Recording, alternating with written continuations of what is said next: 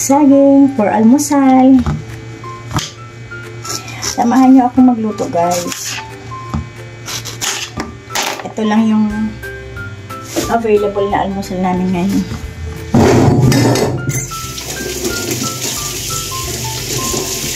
Hindi ko alam kung ano masarap nito. Ilalaga ko ba? Ito ko. Pero parang masarap yung ito.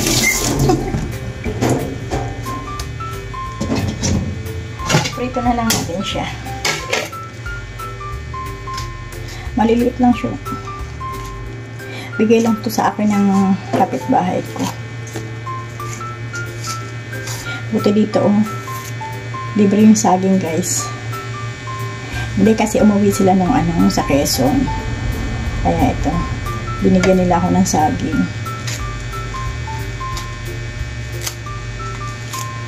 Kahapon pa pala to, hindi ko siya naluto. Buti hindi siya nag-override.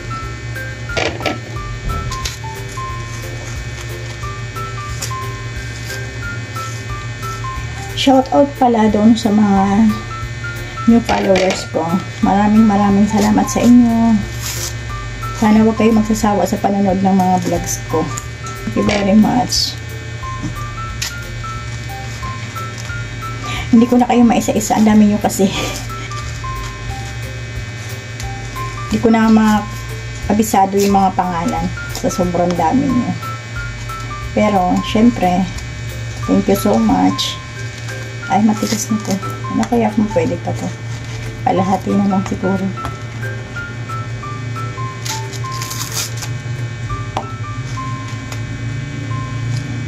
Nagugutom na ako, guys. Gumawa kasi ako ng isang video. Isa pa nga lang nagagawa ko. Ang dami kong take. Minsan kasi pag wala ka sa mood ba gumawa. Minsan pag wala ka sa mood gumawa, parang mahirap din pag yung hindi mo gusto yung ginagawa mo. May time kasi na parang nakakatamad din.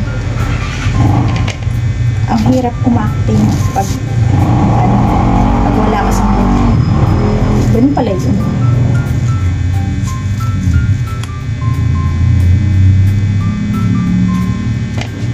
Ayan lang siya, guys. Iprito ko na siya.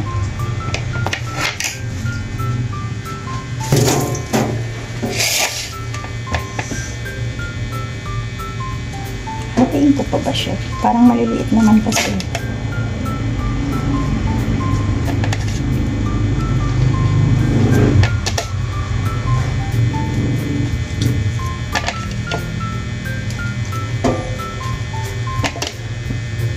Wala akong maisip na content ngayon.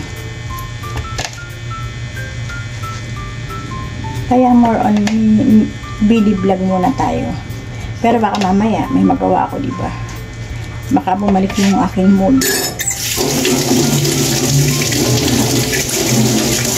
So guys, prito na natin. Tara na, guys. Doon na tayo sa labas magprito. Wala mainit yung mantika niya.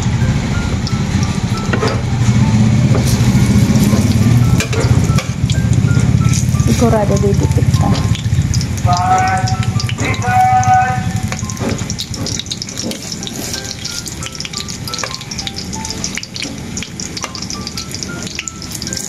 Ang bango. Natatakam na. Okay guys, balikan na lang natin. Pagluto na siya. Ito na ang ating almusal. Saging na pinarito. Hindi ko na siya nilagyan ng asukal. Tamis naman siya. Okay guys, tara na, almusal na tayo.